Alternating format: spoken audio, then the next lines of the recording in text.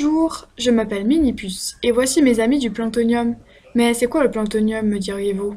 Ce sont les élèves du collège Jean-Jacques Perret d'Aix-les-Bains qui ont créé le premier observatoire du plancton d'eau douce, en reproduisant ce qui existe déjà en Bretagne. Il est primordial de connaître le rôle du plancton dans la vie sur Terre. Et savez-vous à quoi sert le plancton? Eh bien, direction le planctonium. Je suis avec les scientifiques du planctonium qui sont en conversation avec Chris Bowler. Le plancton ne se voit pas à l'œil nu. Sa taille se situe entre 0,8 micromètres et 9 millimètres, mais pourtant il représente 2 tiers de la biomasse de l'océan. C'est un être vivant microscopique qui vit dans l'eau. Il y a deux sortes de plancton. Le phytoplancton, qui est un plancton végétal et unicellulaire, et le zooplancton, qui est un plancton annual et pluricellulaire. Toujours d'après Chris Bowler, le plancton végétal. Il y a les protistes, donc ce sont des êtres vivants formés d'une seule cellule avec un vrai noyau, donc unicellulaire. Ils ont des formes différentes, boîtes, chaînes, comme les diatomées, les chrysophycées ou les dinoflagellés. Dans un litre d'eau de mer, on peut voir 10 millions de cellules.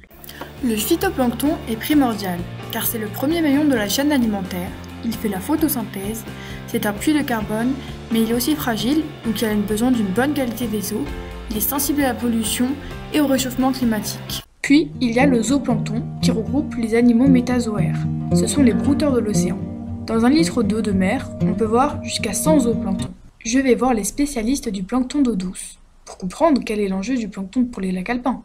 Bonjour. Bonjour. Est-ce que tu connais le plancton? Le Plancton. Ah non, je connais pas. Bonjour. Bonjour. Vous êtes pêcheur, c'est ça? Oui. Ça fait longtemps? Ouais, ça fait, oui, 40 ans. Vous connaissez le plancton? Le plancton Le plancton. Le plancton, oui, je connais. Et il y en a dans le lac? On ne peut pas appeler ça plancton, on peut appeler ça des petites mirandelles. C'est des petits poissons qui... Bonjour. Est-ce que vous connaissez le plancton? Pas du tout. Et ça vous évoque quoi quand on vous dit plancton?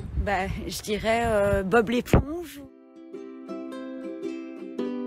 Ils ont noté que la biomasse varie en fonction des saisons et que cela influence la couleur des eaux du lac.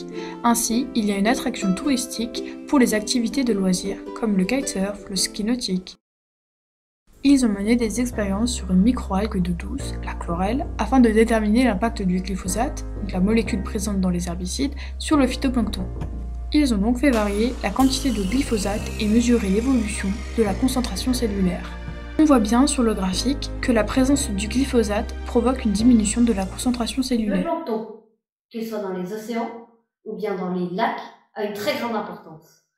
Il est sensible aux pollutions, mais nos activités humaines modifient son équilibre fragile. Il faut privilégier donc une agriculture saine et sans produits phytosanitaires pour permettre à tous l'usage de ce bien commun. Et de continuer à sensibiliser et faire connaître ce peuple invisible, car c'est en connaissant son environnement proche que l'on peut le protéger.